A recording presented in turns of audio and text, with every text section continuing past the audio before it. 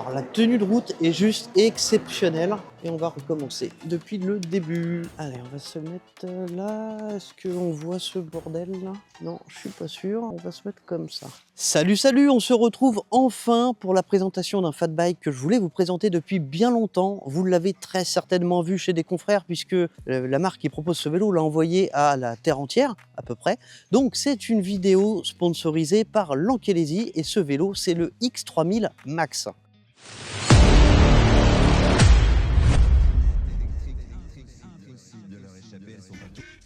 Je vous le dis tout de suite, c'est un vélo que j'adore, mais vous le savez, ici, on vous dit tout, vraiment tout, que le vélo soit parfait ou non, il frôle la perfection, mais il n'est pas parfait, c'est ce que je vais vous montrer dans cette vidéo. Qu'est-ce que vous allez voir dans cette review? On va tester ses capacités off-road, on va faire comme d'habitude le traditionnel test côte qui va vous permettre de le comparer à d'autres vélos de la même gamme.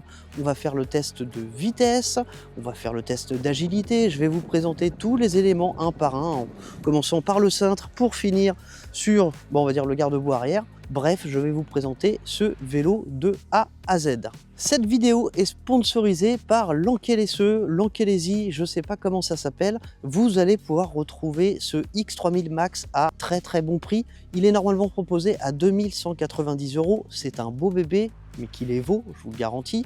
Et comme d'habitude, vous allez trouver un code promo dans la description de cette vidéo et sur la petite fiche qui est juste ici. Je ne vais pas vous le répéter 15 000 fois, vous savez comment ça fonctionne. Avant de commencer, vous savez que vous avez la possibilité de soutenir cette chaîne gratuitement. Pour ça, c'est tout simple. Eh bien, abonnez-vous. En vous abonnant, vous me permettez de vous présenter des super produits comme celui-ci, entre autres. Même si celui-ci, pour le coup, il est envoyé à la terre entière, je vous le disais. Merci à Lankelesi et c'est parti. Avant de commencer à rouler, bien entendu, il faut commencer par monter le vélo. Je vais commencer par vous parler de l'emballage. Carton correct. Ni plus ni moins, je lui mets un 3 sur 4. Le vélo était bien emballé, pas abîmé, pas trop de polystyrène et ça c'est une très bonne chose. Il y a quelques éléments à monter, c'est très simple. Vous avez la roue avant à enficher dans la fourche, rien de bien compliqué. Vous avez aussi le garde-boue avant, la selle et c'est à peu près tout. Vous avez un manuel qui est fourni avec qui vous explique très bien la manœuvre. Enfin très bien, on va en reparler du manuel. Qu'est-ce qui est fourni avec ce vélo? Il y a pas mal de petites choses. Vous avez une pompe. Si vous avez une pompe électrique, vous pouvez la donner à quelqu'un à qui ça fera plaisir parce qu'elle n'est pas terrible. Vous avez par contre un très bon set d'outils, set d'outils, on peut parler de set d'outils, qui est vraiment de bonne qualité et ça c'est une très bonne chose. On a un chargeur de 3 ampères de très bonne qualité, lui, il n'y a pas de souci. Vous avez une batterie amovible qui est dans le corps du vélo et c'est un vélo qui est pliant, mais on verra ça tout à l'heure. Vous avez aussi un antivol qui est offert par la marque et ça c'est cool et il est plutôt de bonne qualité. Après, un vélo à ce prix-là, je vous conseillerais quand même de mettre le paquet sur l'antivol parce que c'est un vélo qui va faire des envieux. Je vais pas m'éterniser sur le montage, c'est pas ce qui vous intéresse. Donc tant qu'on est à l'arrêt, je vais juste vous montrer le pliage-dépliage. Vous allez voir, rien de bien compliqué. On a juste ici, comme sur la plupart des vélos pliants, une petite manette, je ne sais pas comment on peut l'appeler, avec un verrouillage de sécurité. Donc on pousse en position open, on tire et ensuite on pense à retirer la béquille et vous n'avez plus qu'à avancer l'arrière du vélo. La technique c'est de choper le frein avant, comme ça après vous n'avez plus qu'à avancer et c'est tout bon. Au niveau des dimensions, je vais toutes vous les mettre. Plié, il reste quand même assez imposant. Qu'est-ce que j'ai mal fait? Non, c'est bon. C'est juste que comme j'ai du mal à tenir debout, et bien le vélo aussi. Bon, voilà. Vous avez vu au niveau de l'encombrement, on a donc la largeur du cintre et à peu près 1 mètre de long sur 1 mètre de haut. Je vous mets toutes les dimensions exactes en incrustation. Pour le déplier, vous appuyez sur le frein avant, on pose le train arrière, on se met en face. Hop. J'ai oublié de sortir la batterie. La batterie, elle est bien entendu amovible, mais pour la retirer, il faut que le vélo soit plié. Vous la sortez par l'intérieur, vous avez une petite serrure en dessous qui vous permet de loquer la batterie ou de la déloquer. Donc vous avez aussi 2 clés qui sont fournies avec. Vous avez la possibilité de le faire fonctionner de 3 manières. Comme un vélo traditionnel, pour ça vous ne l'allumez pas, c'est tout bête. La bande de roulement étant très large et le vélo plutôt lourd, vous allez vite fatiguer. Vous avez le mode assisté. Donc le mode assisté, c'est simple, vous pédalez et le moteur se met à tourner. Donc ici, on est sur un capteur de vitesse et pas un capteur de couple. C'est-à-dire que la vitesse max à laquelle le moteur va entraîner, c'est à vous de la spécifier via le display. Vous avez 5 pas qui vont représenter différentes vitesses. Vous avez aussi un mode full électrique. Pour ça, vous vous rendez sur le paramètre P5. mode 1 et vous avez du coup cette poignée tournante, quart de tour, qui va vous permettre de faire rouler le vélo. L'aspect législatif, on va en parler tout à l'heure. On n'est pas spécialement dans un bon point. Je vais vous expliquer pourquoi, mais en même temps, on ne peut pas faire un bon vélo en France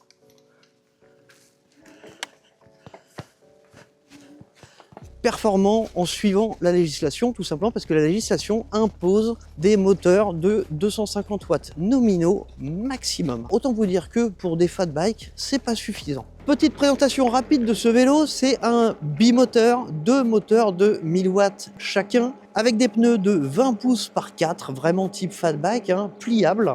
On a une batterie de 48 volts, 20 ampères-heure, avec des cellules 21700 de marque Samsung.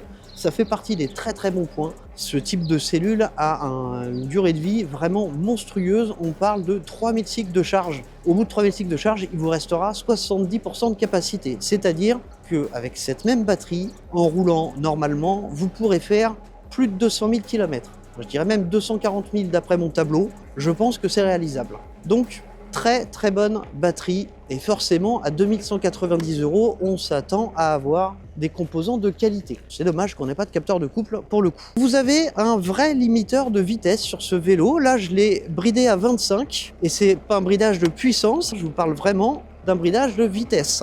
Je vais vous montrer. On a toute la puissance, mais qui va se limiter à la vitesse que vous spécifiez sur le display. Je vais me mettre en dual puisque par défaut, on est en single sur le moteur arrière. Alors déjà, chose que j'adore sur ce vélo, vous avez la possibilité d'utiliser le moteur arrière, les deux moteurs, ça c'est classique, mais vous pouvez aussi utiliser uniquement le moteur de devant.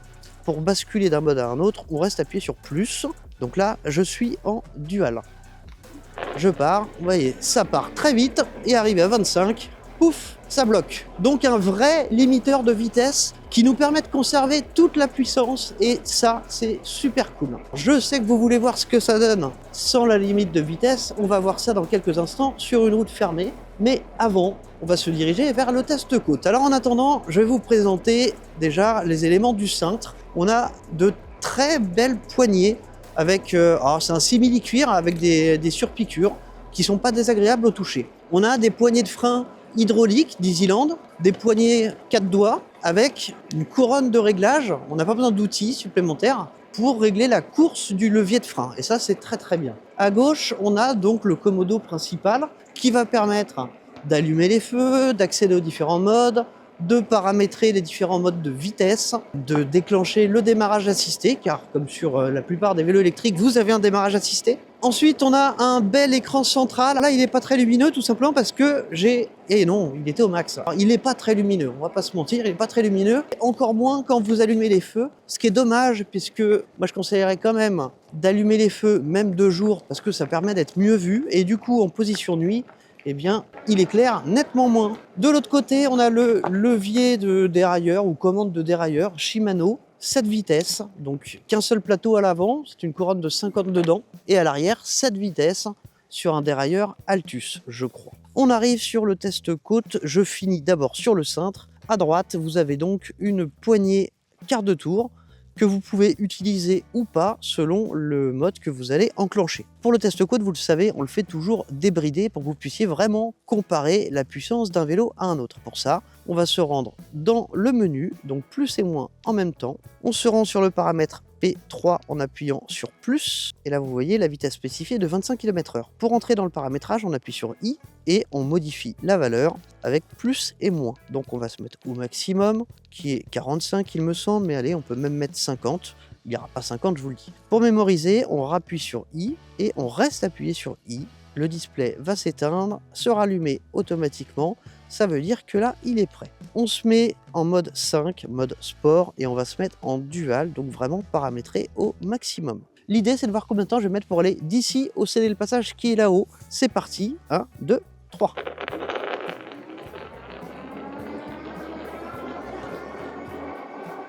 Alors oui, en côte, on a déjà atteint les 30 km/h. C'est une côte qui, ici, à cet endroit-là, fait 15%. Elle commence à 13, elle finit à 15. Pas de problème pour monter à 30 km/h. C'est fini pour le test côte. On va maintenant voir la VMAX de ce vélo, mais je ne vais pas la faire au même endroit que d'habitude puisque c'est occupé par les gens du voyage. C'est parti pour la VMAX, on est sur une route fermée, on va voir aussi le 0 à 25, donc je suis bien à l'arrêt, paramétré à fond, c'est parti, 1, 2, 3. Donc ça monte très vite, hein, les 25 on les a déjà atteints depuis longtemps. 40, 42, 43.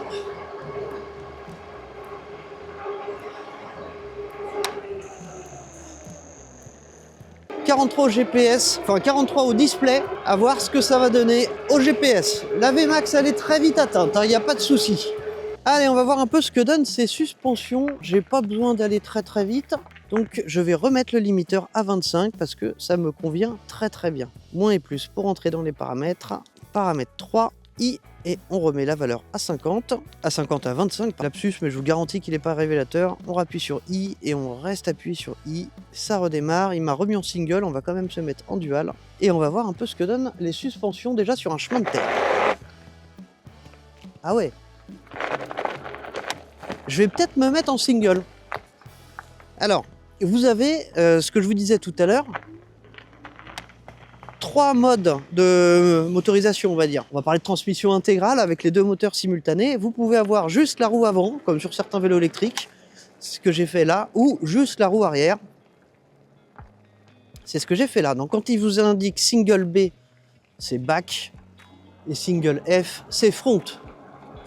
Alors, ces suspensions. Alors, je suis incapable de vous dire vraiment le type de suspension. Je serais tenté de dire suspension pneumatique à l'avant, pneumatique à l'arrière, ça, il n'y a pas de souci, je peux vous l'affirmer. Devant, j'ai vraiment l'impression que c'est des suspensions pneumatiques, mais en circuit fermé. On n'a pas la possibilité de rajouter de la pression ou non, mais on a quand même des réglages, et des réglages plutôt intéressants. On a à gauche la précharge et à droite la compression. Alors la précharge, ça va plus ou moins prétasser la suspension. En fait, ça va rajouter du poids. Alors, ça va simuler un ajout de poids sur la suspension. On peut traduire ça comme ça. Et la compression, ça va jouer sur la vitesse. C'est la vitesse du rebond, en somme. La vitesse à laquelle la suspension va bouger. Donc elle est vraiment ultra dynamique. Le vélo est ultra confortable. Alors, ultra confortable, oui et non, parce que la selle, par contre, elle n'est pas spécialement confortable. Moi, j'ai rajouté un petit dessus en silicone dessus, ou en gel, je ne sais pas. C'est bien plus agréable pour le cucu. Allez, on reprend la présentation des différents éléments de ce vélo. Alors, l'écran, je vous le disais tout à l'heure, très bel écran. Mon fils avait l'impression que c'était un smartphone planté au milieu du guidon. Non, c'est pas un smartphone, mais c'est vrai qu'il est beau, il est en couleur. C'est un écran LCD, par contre, il manque un poil de luminosité. En dessous, ce cintre qui est plutôt typé cross. Oui, là, on n'est pas sur un cintre rise, il est vraiment profond, vraiment typé cross. On a une potence très courte, très bien, qui nous amène donc sur cette grosse fourche pneumatique à mon avis, et on descend sur ces gros pneus de 20 pouces par 4, vraiment orientés fat bike. Mais écoutez, je pense que le display est plutôt réaliste, puisque là sur, je sais plus comment ça s'appelle, là, ces radars à la con, la vitesse était identique. Je cherche un endroit pour faire le test de freinage, mais en attendant, je vais vous montrer un truc que j'aime beaucoup. En mode full électrique, vous avez un régulateur de vitesse, un limiteur de vitesse, vous allez pouvoir enclencher quand vous voulez. En fait, vous choisissez la vitesse à laquelle vous voulez aller et vous restez appuyé sur moins quelques secondes. Et voilà, le régulateur s'est enclenché. Je vais vraiment tout doucement, mais vous voyez, il reste vraiment à la vitesse spécifiée. Là, j'étais à 6 km/h. Il reste à 6 km/h, il n'y a pas de problème. Bien sûr, il se désenclenche dès que vous allez retoucher l'accélérateur ou que vous allez toucher les freins. Mais c'est cool, ça permet de discuter tranquillement et ça, c'est top. Je vais me mettre en dual, mais toujours limité à 25 pour passer au test de freinage. Je reste appuyé sur plus. Qu'est-ce qu'on va prendre comme point de repère? On est à 25, je vais freiner à la fin de la ligne ici. Alors, depuis la roue avant, 1, 2, 3, 4, 5, 6, 7. 7 pas, mais mes pas, et mes pas, ils font pas 1 mètre. À vue de nez, je pense qu'on est sur 5 mètres. Donc frein hydraulique à l'avant et à l'arrière sur des disques de 180. Ça, c'est super cool. Le garde-boue à l'avant, il descend suffisamment loin sur la roue pour vraiment protéger des éclaboussures. Alors les jantes, elles sont ajourées, c'est super sympa. Moi j'aime beaucoup ce design, c'est vraiment design. Si, ça doit peut-être les alléger, mais on est quand même sur un gros bébé, je ne suis pas sûr que le gain en ajourant les jantes soit vraiment significatif. Par contre en termes de design, moi j'aime beaucoup, ça c'est subjectif. On passe au cadre, donc le cadre il est très large, je pense que l'essentiel du poids se trouve sur ce gros cadre, donc cadre en aluminium 60-61, avec au milieu les petites vis avec l'écartement nécessaire, enfin suffisant, avec l'écartement réglementaire on va dire pour pouvoir y mettre un support de gourde, et à l'intérieur de ce cadre vous avez la batterie, donc batterie amovible mais que vous ne pouvez retirer que si vous ouvrez le vélo. Donc la charnière elle est au milieu, il y a une grosse sécurité, c'est vraiment impossible d'ouvrir le cadre en deux en roulant, à moins vraiment de le faire exprès. Ah, j'ai oublié de vous parler du phare à l'avant, le phare est super bien, c'est vraiment un vrai phare avec un faisceau qui est coupé sur la hauteur pour pas aveugler. Très très bon point. Et je retourne vers le camp de Manouche, moi je suis complètement con. Oh vache, ça j'aurais pas dû. Alors la tenue de route est vraiment extra, mais je vous l'avais déjà dit sur une autre vidéo, ce type de pneu, je suis pas sûr que ce soit vraiment fait pour faire des balades en forêt, tout simplement parce que ce type de pneu est très fin. Donc vous roulez sur des ronces, c'est fini. À la base, ce type de pneu, c'était pour les plages californiennes, c'est plus pour rouler sur le sable ou sur la route. Mais l'intérêt d'avoir des gros pneus larges sur la route, mis à part visuel, il n'est pas là. Pourquoi? Parce que la bande de roulement se trouve élargie, plus la bande de roulement est large, plus le frottement est important et plus l'effort nécessaire, que ce soit pour vos jambes ou le moteur, est important. Et donc l'autonomie baisse significativement. Donc c'est vraiment visuel, mais en même temps avec autant de puissance. C'est pour ça que je vous disais tout à l'heure qu'un vélo réglementaire de 250 watts avec ce type de pneu, c'est quasiment impossible. Ou alors, oui, mais n'espérez pas grimper une côte de 15% avec. La selle, je vous le disais tout à l'heure, elle n'est pas des plus confortables, mais en même temps, le diamètre de, je sais pas comment ça s'appelle, le diamètre du tube de la selle, il est standard, donc vous allez pouvoir monter ce que vous voulez, ou je vous le dis, je vais vous le montrer tout à l'heure, là ce que j'ai rajouté un, je sais pas comment ça s'appelle non plus, un truc en gel, en silicone dessus, et là c'est très très bien. Je vous mets maintenant toutes les dimensions, mais quand je vous dis toutes les dimensions, c'est toutes les dimensions. La hauteur du cintre, l'espacement entre le cintre et la selle en fonction de sa hauteur.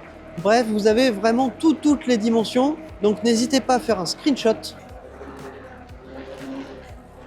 Et moi cette tenue de route elle est vraiment splendide. Donc à l'arrière on a un super porte-bagages qui peut supporter 24 kg, il est très large, il n'y a pas la possibilité de le retirer parce que sinon vous perdez le feu stop, ça c'est dommage. Bon, on va s'arrêter, je vais vous montrer encore 2-3 trucs sur le vélo, on va passer au pour, au contre, et puis je vous donnerai mon avis et je vais aussi vous parler de l'aspect législatif parce qu'il y a des petites choses à dire. Allez, on va s'arrêter là, c'est très bien. Bon, maintenant, on va passer au contre. Ensuite, on fera les pour. Donc, premier contre, la notice. Alors, contre, oui et non. En anglais, elle est excellente. Elle est détaillée, on vous explique tout correctement. Très, très bonne notice en anglais. Par contre, la traduction, en français en tout cas, c'est une catastrophe. Je n'ai jamais vu ça, à tel point que je me demande si la personne en charge de la traduction n'était pas sous coup d'un licenciement et s'est dit, bon allez, je vais leur pourrir le truc. Parce que regardez, c'est du grand n'importe quoi. Je n'ai jamais vu ça.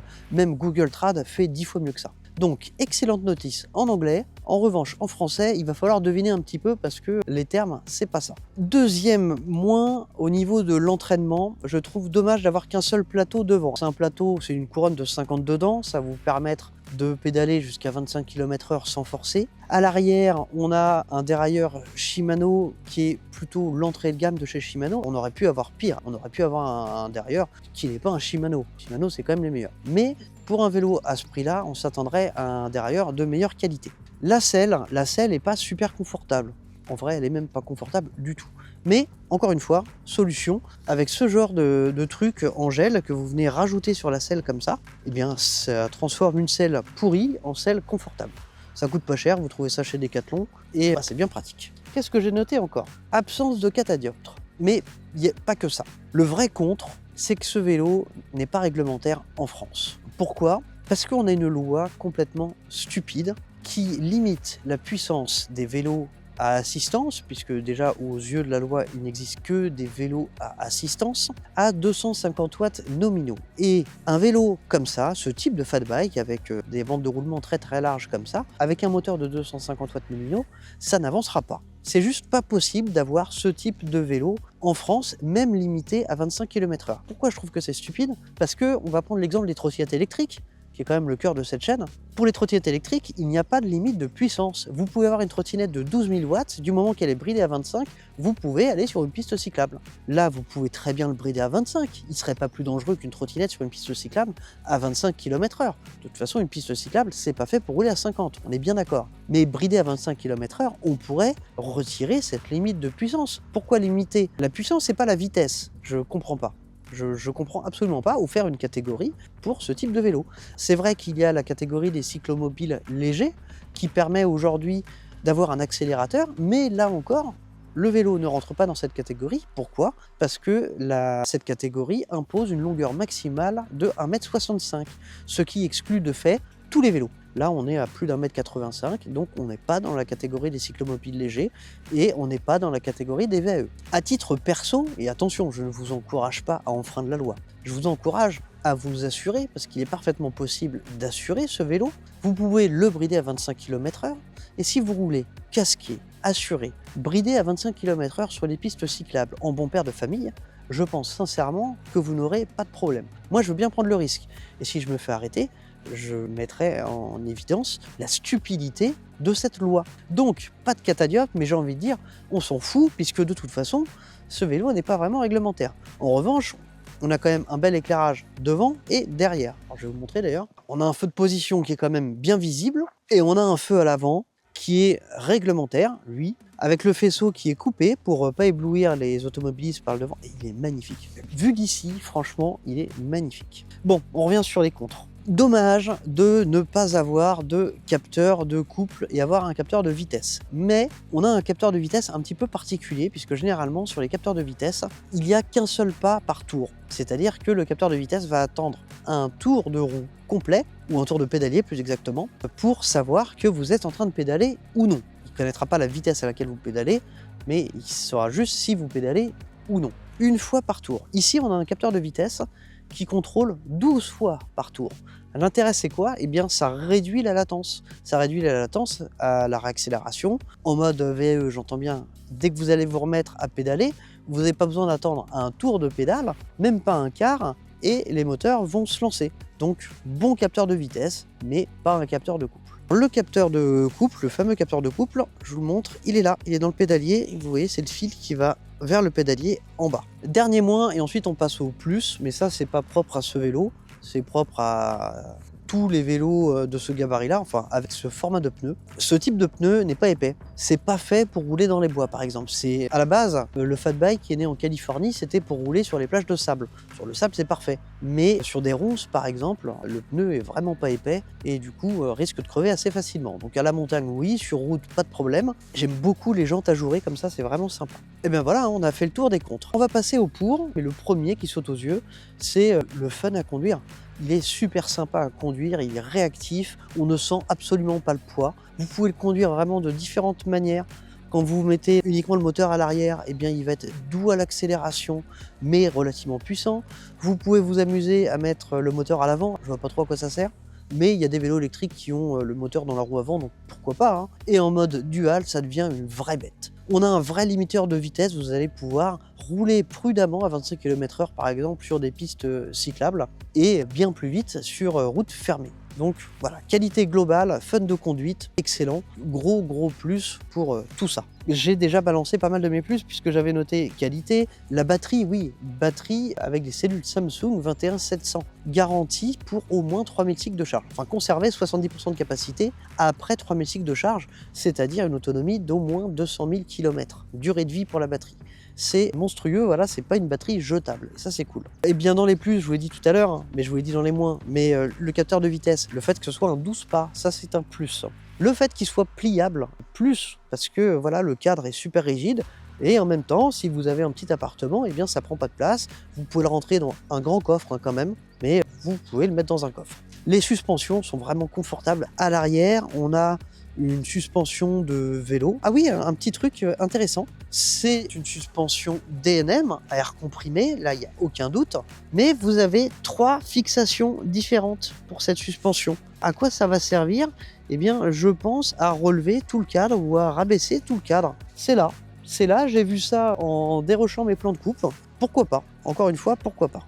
Dans les avantages, qu'est-ce qu'on retrouve? Eh bien, les grands disques de 180 sur de très bons freins double piston d'Islande, avec des grandes poignées, mais voilà, le freinage est vraiment très bon. On a des grands disques de 180, et des disques de 180 sur un vélo comme ça, c'est vraiment pas ridicule, hein, c'est vraiment ce qu'il faut. Et pour finir, eh bien, on a des éléments que vous allez pouvoir retrouver sur le site officiel de Lankelesi, partout. Vous pouvez tout trouver, donc vous allez voir hein, dans les notes que je suis en train de vous diffuser, au niveau de la réparabilité, eh bien, on a un 5 sur 5 puisque tout est vendu au détail. Tout. Voilà, il ne manque rien. Bon, bah c'est le moment de la conclusion. Bien évidemment, j'adore ce vélo. Je vous conseille de l'acheter sans problème. Moi, c'est de loin le préféré de tous ceux que j'ai testés sur cette chaîne-là. Je l'avais dit pour le Mokwill Scoria. Là, je le redis, je le préfère largement parce qu'en vrai, il est beaucoup plus fun, il y a plus de puissance. J'avais adoré le Mokwill, mais celui-ci, c'est vraiment du bonheur. J'ai envie de le conduire. Il est vraiment super cool. Et de toutes les manières possibles, vous voulez conduire tranquillement avec les enfants, vous voulez vous faire plaisir sur route fermée, il n'y a pas de problème, vous pouvez faire ce que vous voulez. L'inconvénient, je vous le disais tout à l'heure, c'est qu'en France, il n'est pas réglementaire. On ne peut pas avoir un vélo de cette qualité-là, malheureusement, réglementaire, et ça, c'est bien dommage. Donc, je vous invite à l'acheter, je vous invite à l'assurer, bien évidemment, si vous roulez avec, à rouler en bon père de famille, à ne pas faire n'importe quoi, puisque aujourd'hui, je ne vais pas vous mentir, les autorités ont de plus en plus les yeux rivés sur ce type de véhicule. Donc il ne faut pas faire n'importe quoi, c'est vraiment le moment de montrer que cette catégorie a le mérite d'exister. Voilà, et bien ce vélo, vous pouvez le retrouver chez Lankelesi.